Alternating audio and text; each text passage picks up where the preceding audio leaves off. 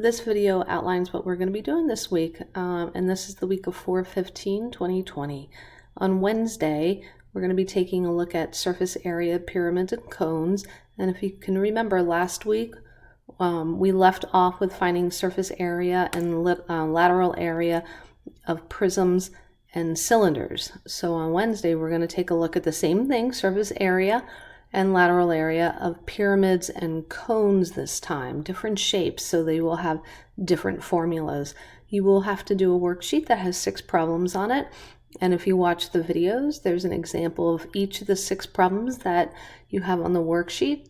Both those problems in the video are extremely similar to the ones that are on the worksheet, so you could work those problems on the worksheet side by side with the video.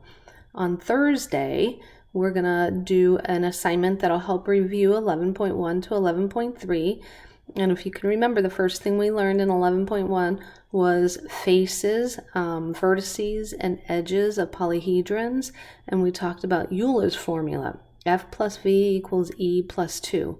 And then 11.2 and 11.3 talked about surface and lateral area, prisms, cylinders, pyramids, and cones. So we're going to have a worksheet with 11 problems on it that will review those 3 sections.